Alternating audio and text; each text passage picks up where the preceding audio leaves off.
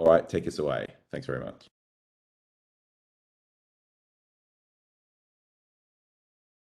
Thanks, Ed.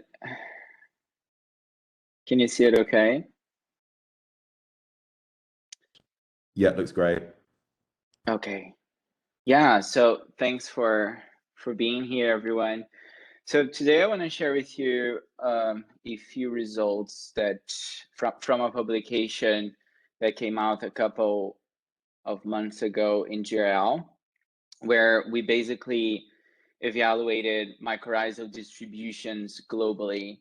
And mycorrhizae is that symbiotic relationship between fungi and plants. We're gonna go through that in the presentation, but hopefully by the end of this talk, folks will have a different idea of how fungi and climate are very connected, and how those distributions around the globe may impact carbon cycle and nutrient cycles. I also want to thank my collaborators. It was very fun to work with them. It's a long list, but folks spent from NCAR, Oak Ridge National Lab, Stanford, ETH. Thank you to them. So without further ado, let's dive into it. So I often like to start these presentations centering us in why do we care, right? And Earth system scientists, climate scientists, we care a lot about tipping points. And so one tipping point that land folks care a lot about is if the land surface will keep acting as a carbon sink by the end of this century.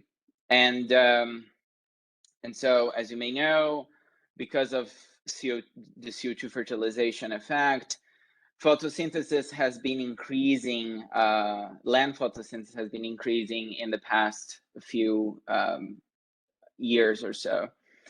And so there is this idea that this is great, but that will probably not be sustained forever. So there is a point, or it is expected that up until a point, land photosynthesis will just reach a constant value, or we can even tip the point of this curve and start becoming a carbon source.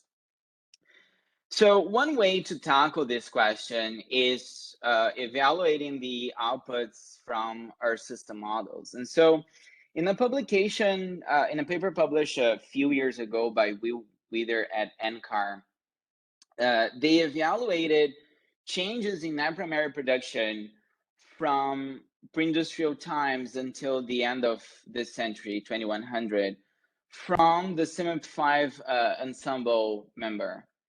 And the top plot shows in black what is the change in NPP in petagrams of carbon per year. So according to these Earth system models, it is expected that by 2100, the Earth system will be having the change in NPP by the land surface will be around 40 petagrams of carbon per year. Now, they asked the question, how much nitrogen and phosphorus would be needed to support that initial productivity predicted by these Earth system models? And how much is actually available out there? And so using bookkeeping methods, the authors kind of revised the first gas of this Earth system model downwards. So actually they found that when you add nitrogen limitation, you lower NPP in 19%. And when you add phosphorus on top of that, you lower even further down to 25% less net primary production. When you actually look into the change in total land carbon, you switch the value from a positive value to a negative value, indicating that accounting for nitrogen and phosphorus limitation, lowers NPP, and may turn the land surface into a net source of carbon by 2100.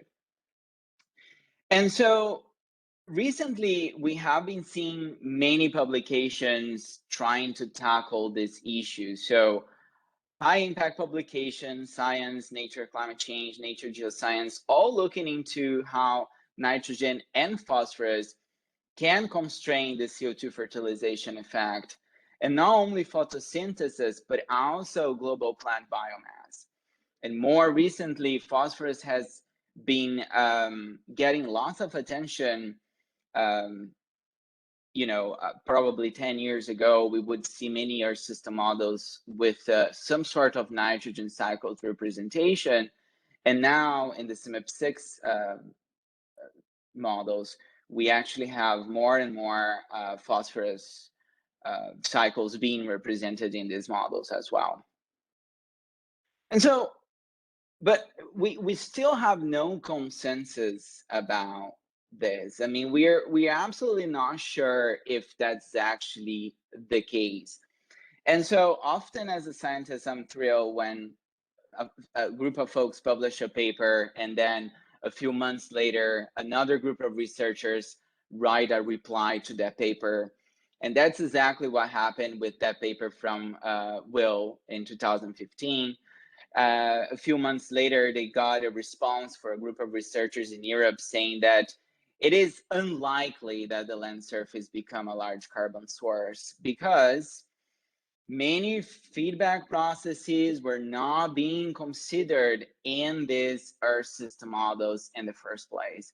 So to name a few of these processes, they call out for mineralization of nutrients from soil organic matter or the microbial pools and how that interact with carbon in soils, but also processes governing the recycling of nutrients and how things like nutrients retranslocation from plant material would not be considered in these Earth system models in the first place, or in these bookkeeping methods they use. So the fact that we don't have consensus in the community makes this topic very exciting for us to still keep searching. So what are some of these missing feedback processes? So for many years, humans have been thinking about the fact that trees may talk to each other. And if they talk to each other, what do they talk about?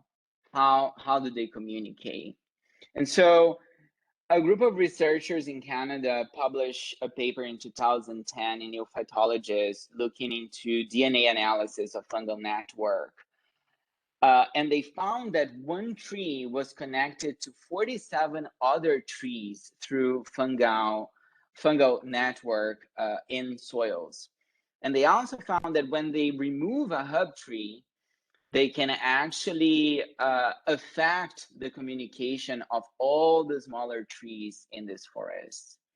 So there's actually a network of fungi in soils connecting trees and sending information from one tree to another. And that's what we call mycorrhiza. Mycorrhiza is this symbiotic relationship in between fungus and plants. And so exactly like us animals, fungi don't convert electromagnetic energy into sugars, into food. So they need to get that from plants like we do. And so plants in turn cannot move around. And so what they do is they prefer to pay out some carbon to this fungi. And so the fungi can move around soils, scavenging soils for nutrients, water, but also signaling other trees for attacks, for imminent droughts. And so there's still a lot we don't know about this network of this fungi network in soils and how that might impact the carbon cycle and nutrient cycles in general. So the two most common types of mycorrhiza are ectomycorrhiza and arbuscular mycorrhiza. And I'm not going to go into the exact ecophysiological details of each one of these two different types. But basically, the main idea is that the first time a publication show a global map of mycorrhizal distribution was this one from Reed and collaborators in 1991, which has been basically the consensus in the entire community that the world is kind of divided in ectomycorrhizal fungi being mostly present in the extratropics and arbuscular mycorrhizal fungi mostly present in the tropics. And so that was the general consensus until very recently. And so going back to the question that the land is unlikely to becoming a carbon source because there are many processes that are not represented in these Earth system models, can we use some sort of resource optimization theory to calculate nutrient uptake in these Earth system models? And this diagram here has a lot of information, and I don't want you to pay attention in every single one of them. But this is really kind of to show how complex the system can be. And so when we think about nutrient uptake, we really think about how we think about the direct root uptake. So the roots are in direct contact with some soils, and then there's some nutrient absorption in the immediate contact in between soil and roots. That happens, and that's referred to as direct uptake. But there's so many more to it, so many other processes that in which plants can acquire nutrients. The mycorrhizal one that we talked about, so plants associated with fungi so they can move around scavenging for nutrients. There's also symbiotic fixation. Nitrogen gas is the most common gas in our atmosphere, and so plants can also associate with fixing bacteria that can convert this nitrogen gas into inorganic forms to be reabsorbed by plants. And their processes like retranslocation. So before plants put leaves and find roots out, they retranslocate part of those nutrients back into the plant. And so there are lots of recycling going on. And so how we would optimize all these uptake pathways in an Earth system model. And that's the idea behind the FUN model. FUN stands for fixation and uptake of nutrients. And the main idea of the FUN model is that plants like us will invest part of their currency to acquire something that is valuable for them. And so to be coupled with an Earth system model, we would use the Earth system model to calculate net primary production. So we calculate photosynthesis, we calculate autotrophic respiration, and the remaining carbon we would invest, we would spend on nutrient acquisition through multiple uptake pathways.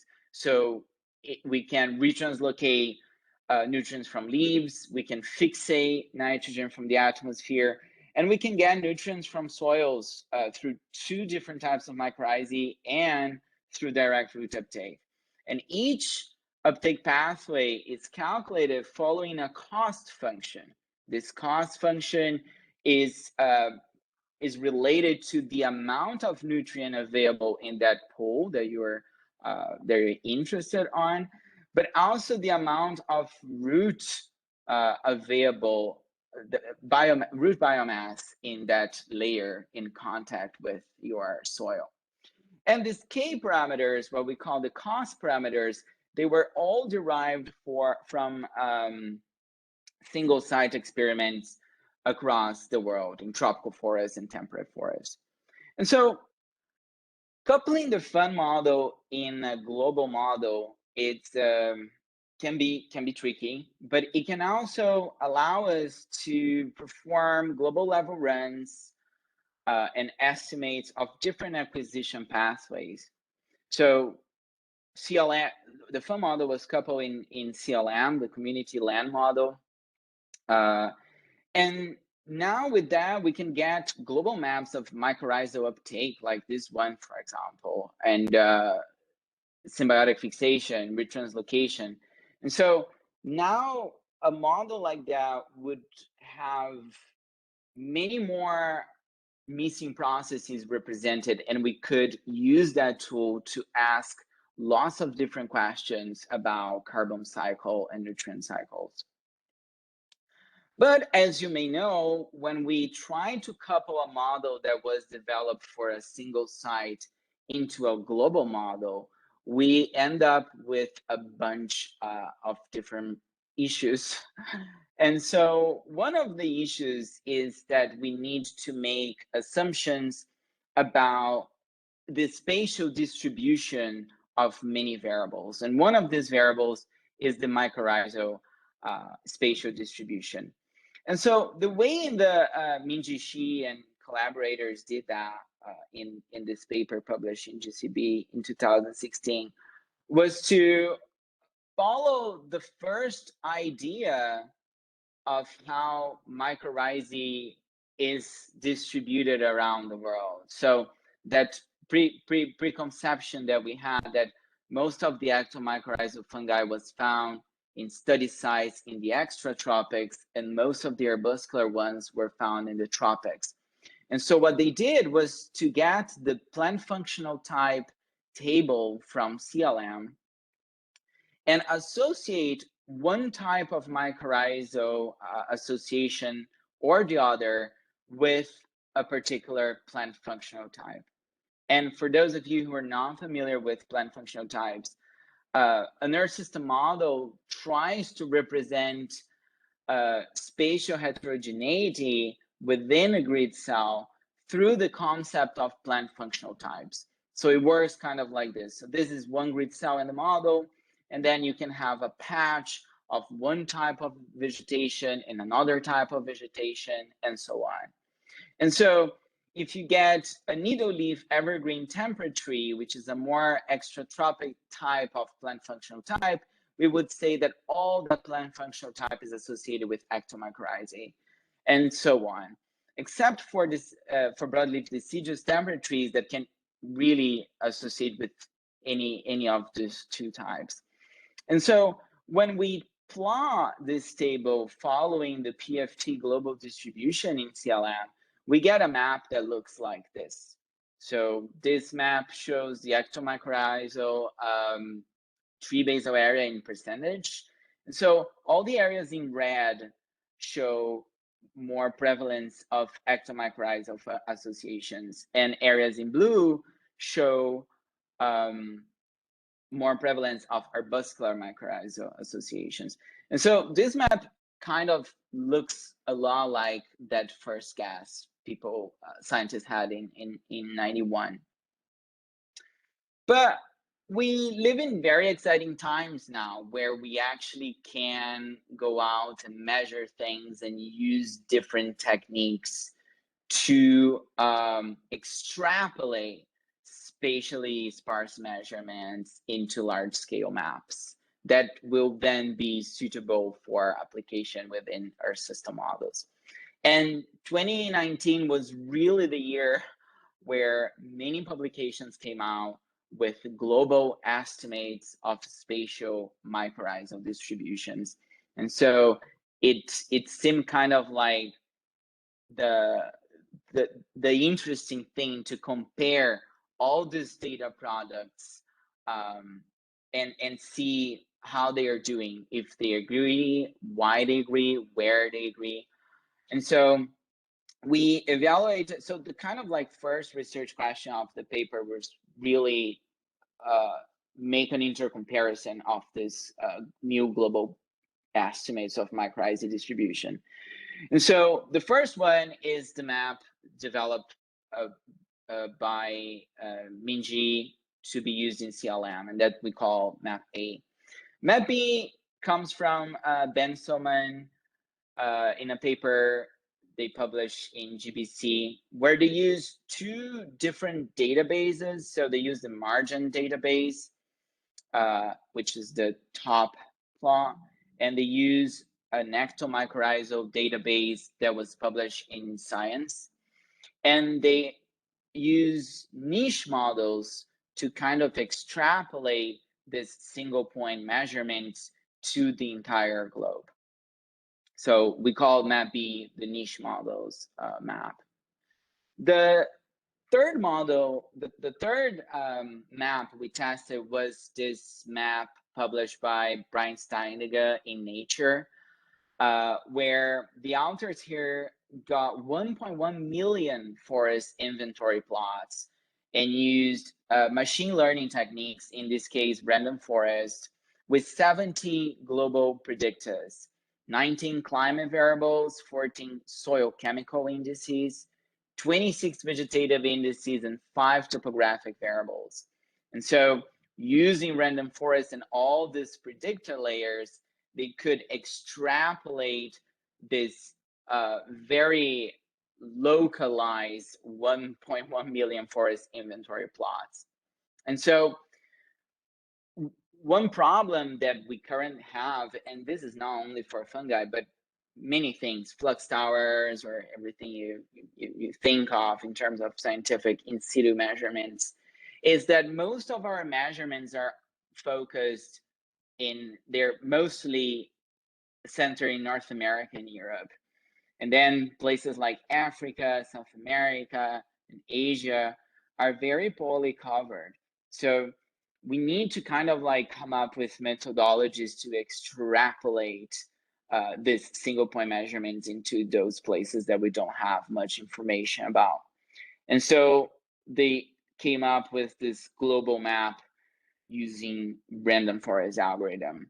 And finally, the fourth map was a map produced by a group in the Netherlands that was published in Nature Communications, where they use functional relationships using a completely independent database, but they combine it with 98 ecoregions and remote sensing land cover types. So these are basically functional relationships using satellite data, ecoregions, and single point measurements. And they came up with a fourth type of map. And so when we compare these 4 different maps that were independently built using different data sets and different methodologies, when we actually calculate the standard deviation between those 4 maps, we get that first, these uncertainties in mycorrhizal distributions are absolutely non-trivial. And these current estimates disagree in up to 50% over 40% of the land area, including tropical forests, where we were mostly sure that they were mostly associated with arbuscular mycorrhizae, and even places like North America that we had many points, but these maps seem to not converge in North America either. So that was kind of the first main message of the paper, is that sparse measurements and different techniques are not converging for this specific problem in mycorrhizae distribution. Now, having a model like FUN, which uses this carbon optimization theory in a global model like CLM, allow us to ask lots of interesting questions about global photosynthesis, the carbon cycle, and nutrient cycles. And so one question that we wanted to address in the paper was, has the carbon cost associated with nitrogen acquisition been changing with time? And so, as I said, the basic idea behind the fund model is that once you have calculated your available carbon from NPP, the plants will span a little bit of that carbon. And so when you acquire some nitrogen, that nitrogen comes with the carbon cost associated. So you can get a certain unit of nitrogen per unit of carbon. But we wanted to know if that has been steady over time. And so to address that question, we performed simulations with CLM5 in biogeochemical mode. We performed historical runs from 1850 to 2010 using GSWP3 climate, nitrogen deposition, and variable atmospheric CO2. And for the future, 2015 to 2075, we use CSM SMIP6 forcing, so forcings from the climate model. And we use the SSP5 RCP 8.5 scenario, which assumes extreme fossil fuel usage.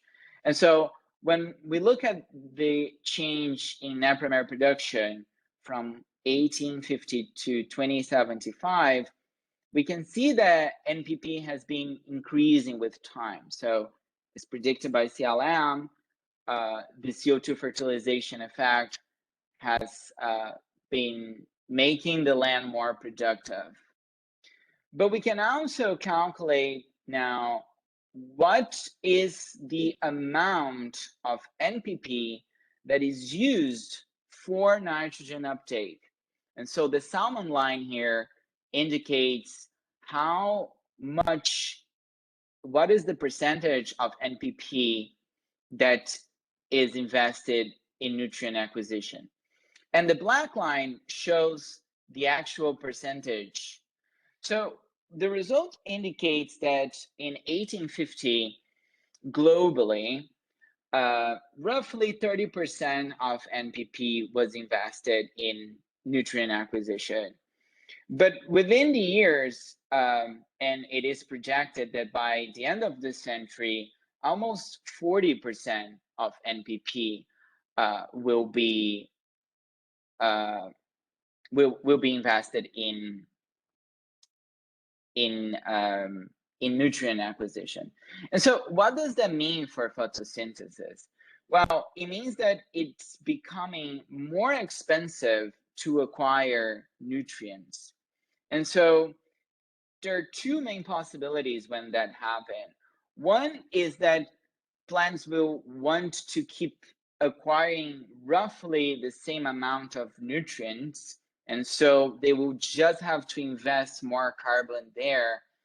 Therefore, they will have less carbon to invest in plant allocation, for example, and so we have an impact on biomass. Now, there's a second outcome, which is plants might decide that we don't want to spend all that carbon in nutrient acquisition. So instead of investing that, we're just going to keep paying the same price. And so they will get less nutrients by doing so. And that will negatively impact photosynthesis. And so in either case, it doesn't seem like this exponential growth of NPP will just keep going into the future. So does that mean that natural ecosystems will run out of nitrogen in the future? And so one way to test that is to calculate the nitrogen demand in the model versus the nitrogen uptake. And so we can calculate how fast the rate of nitrogen demand increases with time versus how fast the nitrogen uptake increases with time. And so our results indicate that the nitrogen demand has increased 25% from 1850 to 2010, but the carbon cost associated with that has increased 60% in the same period. And so when we get these results, we can actually calculate a map of risk of nitrogen limitation. So for each grid cell in the model, we will calculate the slope of N uptake with time and the slope of N nitrogen demand with time. And then we will calculate this index. And so when we plot this map, what we get is that for some areas of the world represented in blue in this map, the rate of nitrogen uptake has been increasing at the same rate roughly than nitrogen demand, indicating that that area probably has a low risk of going nitrogen limited in the future. However, areas in red indicate that the rate of nitrogen demand has been increasing at a much faster rate than the nitrogen uptake, indicating that that area is probably at high risk of going nitrogen limited in the future. And so when we look at this map, we see that savannas and forest grasslands transition zones present a higher risk of nitrogen limitation to plant growth, which is in actual alignment with observations of nitrogen fixation peaking in those places. And so what happens is when soils start running low in nitrogen, plants start communities composition start shifting to more nitrogen fixing plants, or fixing bacteria start fixating more nitrogen because plants are now just shifting the acquisition pathway from something that from atmospheric nitrogen instead of soil nitrogen. And one final question that we addressed in the paper relates to the climate change impact. So will climate change impact the CO2 fertilization effect via spatial changes in mycorrhizal association? And so using the same machine learning algorithms developed by that group in Stanford, published in Nature, we kind of used climate model, future climate from CSM SMIP6 forcing to estimate what would the future mycorrhizal distribution look like. And what we get is that when we plot the change in between future mycorrhizal distribution versus present, we get a huge decline in ectomycorrhizae association in the boreal forest and an increase in the Arctic, suggesting that because those areas of the globe is getting warmer, the ectomycorrhizae fungi is retracting to the colder Arctic, like it is happening with many plant species that adapt much better at cold weather. And so we wanted to see what would the impact of this, what would this feedback impact be for the carbon cycle. And so we ran the model in the future between these two configurations, the control configuration using present day mycorrhizae and the future mycorrhizae projection. And we get that only considering the feedback effect on mycorrhizal shifts in the boreal forest, we will get a negative impact on NPP. And so only just due to this effect, the boreal forest is projected to also assimilate less carbon. There is this massive negative impact here in the savannas in South America. And it is expected that because of more CO2 in the atmosphere, the tropics will also have a positive shift to ectomycorrhizae fungi, and that will have a substantial impact on photosynthetic capacity in the savannas in South America. And so really, just to recap the three main messages of the study, being the first one is that although we have a very large suite of data, very powerful models and modeling techniques like machine learning to extrapolate those in situ measurements to the entire world, this independent estimates still disagree substantially for many, many areas of the world. The second message is that according to CLM and this projections, nutrient acquisition is actually becoming more carbon expensive with time, which suggests that land photosynthesis will not be sustained globally at current rates in the future, even when we include more complex feedback processes, fixation, mycorrhiza uptake, and so on. Kind of supporting the idea that yes, the land surface may turn into a carbon source in the future.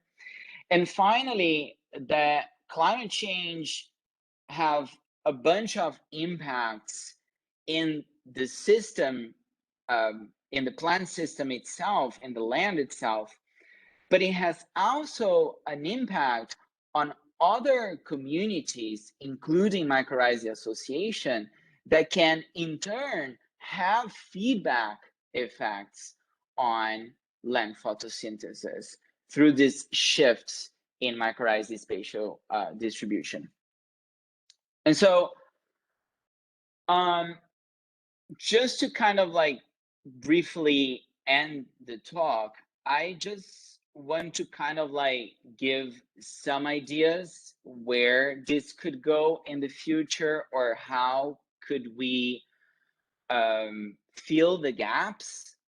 And I would really like to hear some of your comments and ideas on how and where can we actually improve not only estimates of not only getting more data, more estimates of measurements of mycorrhiza association, but also how can we trust our models a little better. And so in terms of the disagreement between those global mycorrhizal maps, I had to, of course, show this the results from this paper published by Dan Souza in GRL earlier this year, where they use hyperspectral observations over harvest forests, if I'm not mistaken, and they were able to recreate the spatial distributions in mycorrhizal association from hyperspectral data.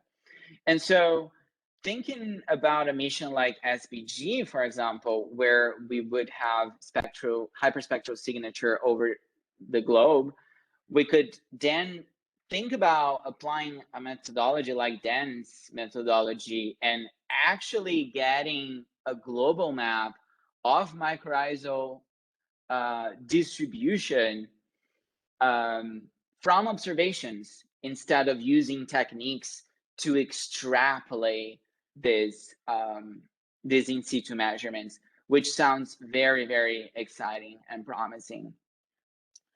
The fact that nutrient acquisition is becoming more carbon expensive with time, according with these models, well, according to one model, right, CLM and FUN, it's a very bold statement, and there's so much uncertainty associated with this statement, especially because again, the fun model was calibrated for a number of in situ measurements.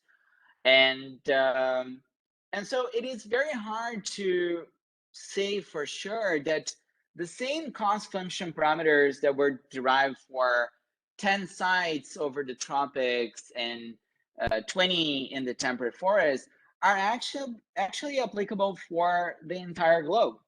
And so trying to use model data fusion to reduce parametric uncertainty for a model like CLM Fun is actually a very promising way to go. And so here I just show an example of how resident time can be derived from a model like Cardamom, for example.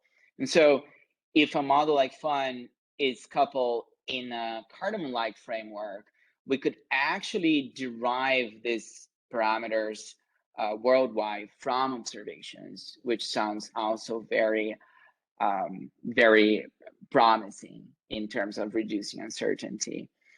And finally, the idea that climate change may negatively impact land photosynthesis through shifts in mycorrhizae. Again, that sounds plausible, and that's what the model is predicting.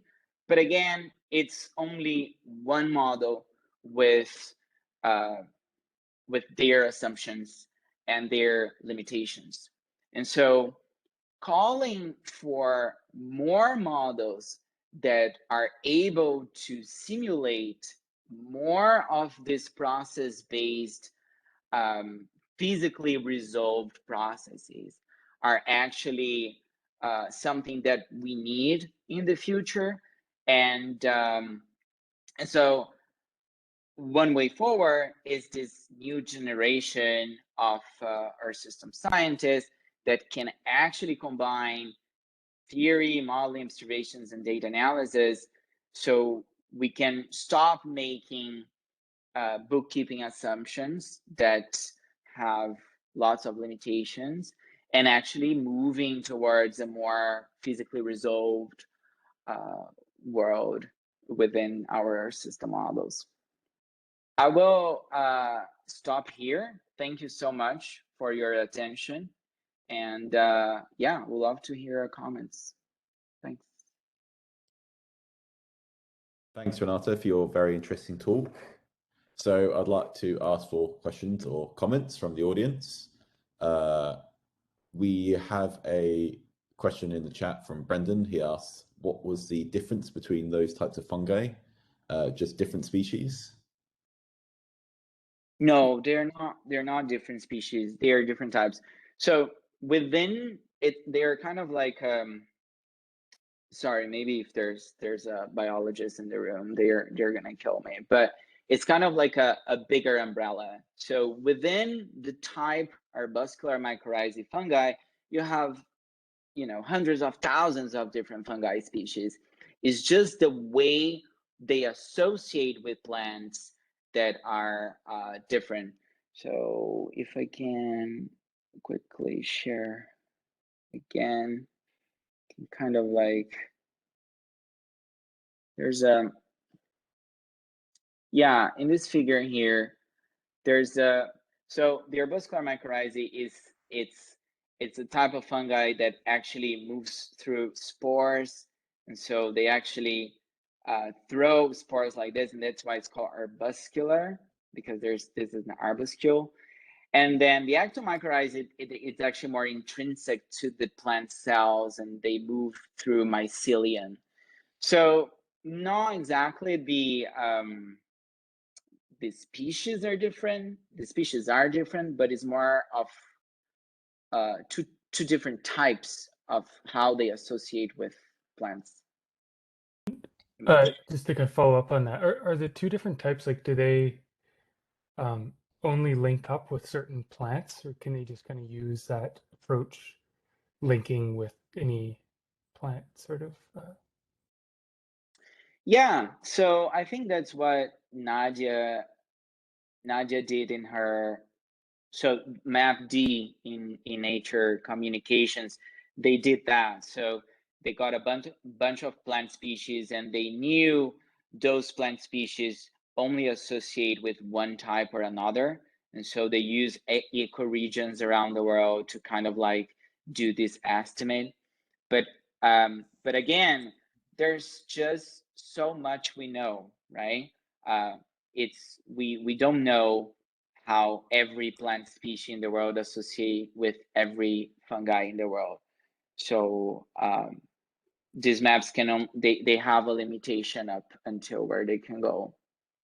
Okay, thanks. Right. I guess Alex.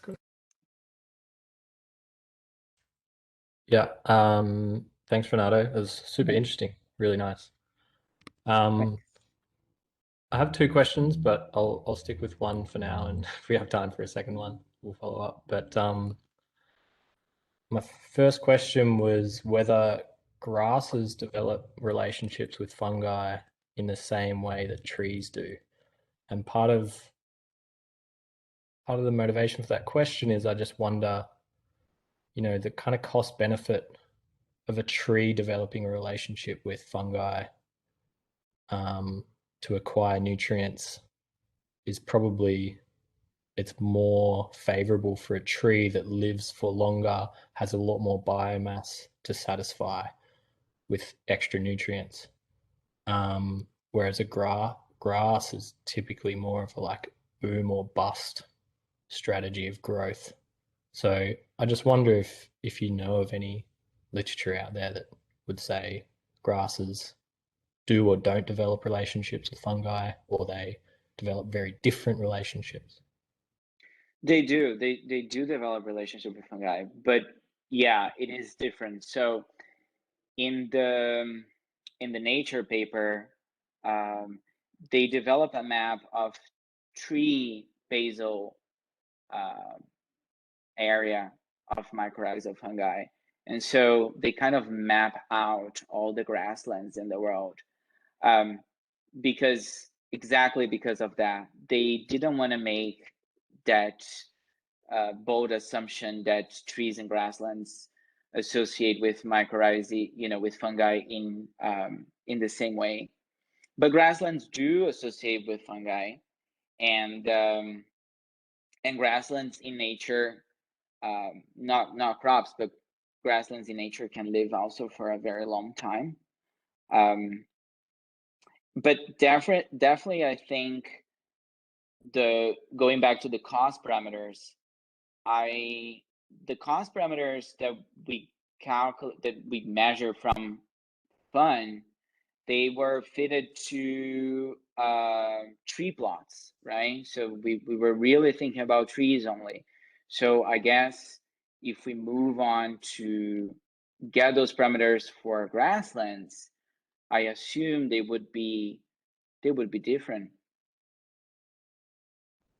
But I don't know.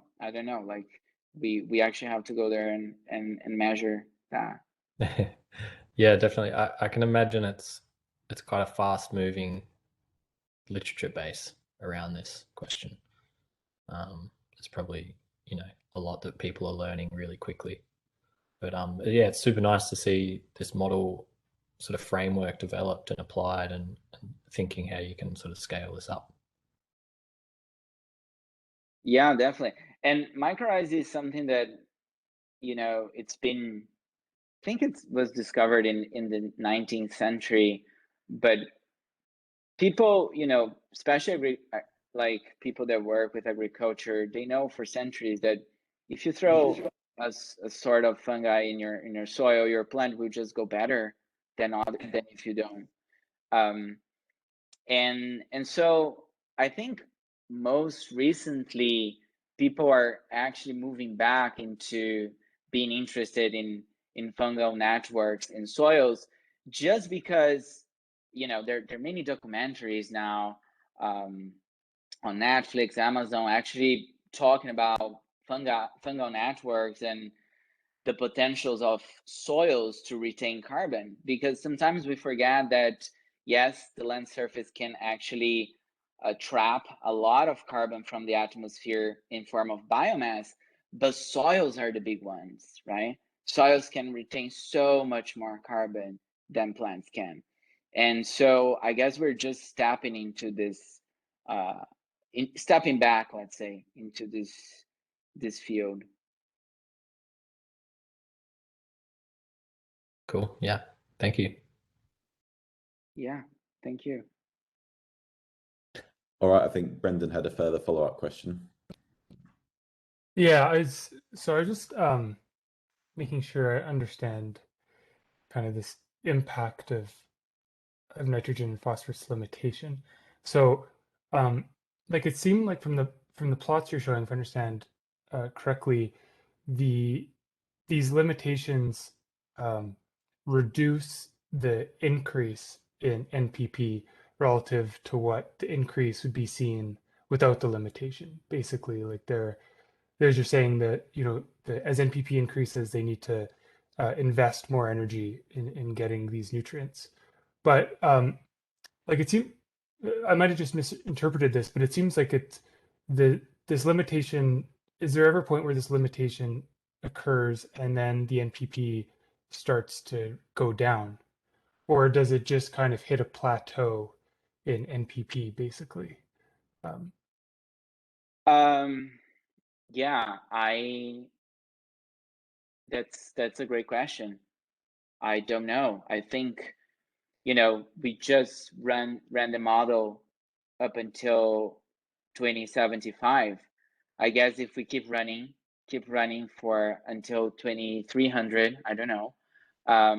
Maybe we will be able to see that, but just doing like a mental exercise here, I assume there's some laws in the model. So the fun model is just couple on top of CLM. So when we couple fun with CLM, we don't touch anything related to plant allocation rules or anything like that.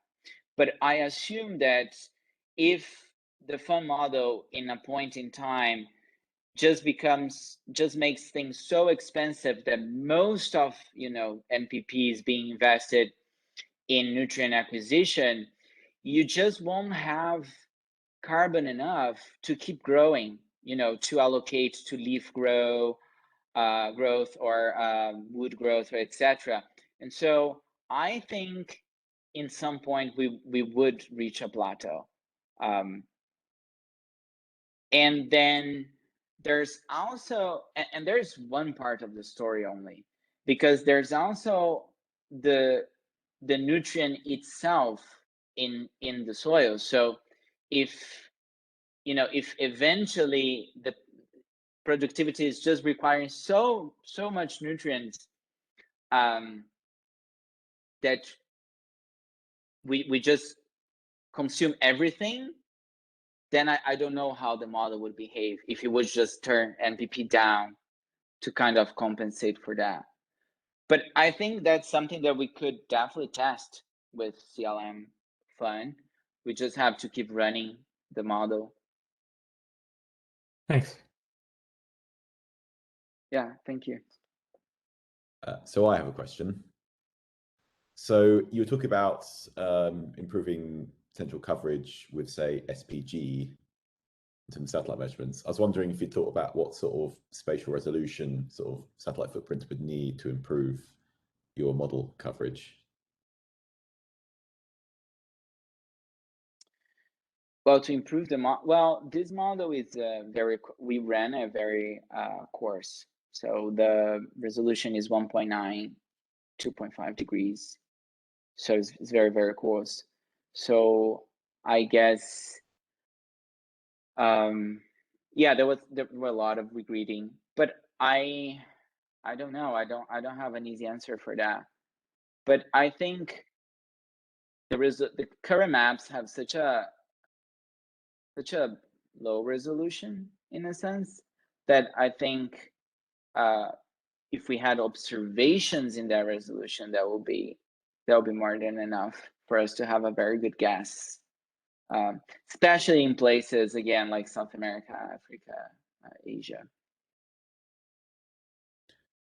All right, that sounds good. I think there's a bunch of options you could use there. I think Sentinel-2s have that spectral range covered and the high spatial resolutions. That might be also another one you might want to consider. And we just have to convince Dan to use his methodology over the entire world, which sounds very hard. Alex had another question. He says, if soil mineralization rates keep pace with MPP increases, maybe N limitation would never plateau? True. Sorry, I meant to type not N limitation would never plateau. The MPP. All right, yeah. Would never plateau, but yeah, it sort of gets a little bit at what you were discussing before, and if soil mineralization is also increasing with MPP increase, Yeah. would N limitation kick in? And there's also like how a warmer climate would just increase soil mineralization, right? So there's a whole climate soil mineralization feedback too. Do you know how your model includes soil mineralization rates of nitrogen? Yeah, it does. It's in there. Okay. Yeah, but again, it's it's one assumptions, full of assumptions, and we're probably not representing everything. And so, yeah, there are lots to be developed there to make these models more realistic, less uncertain. All right, we're at the top of the hour, so unless there are any other comments or questions, then I would like to thank our speaker for a very interesting talk. And Thank you. So CarbonClub is cancelled next week due to Thanksgiving, so I will see you all the week after. So thanks very much, and goodbye. Thanks, Ed. Thanks. Bye. See you in a couple weeks.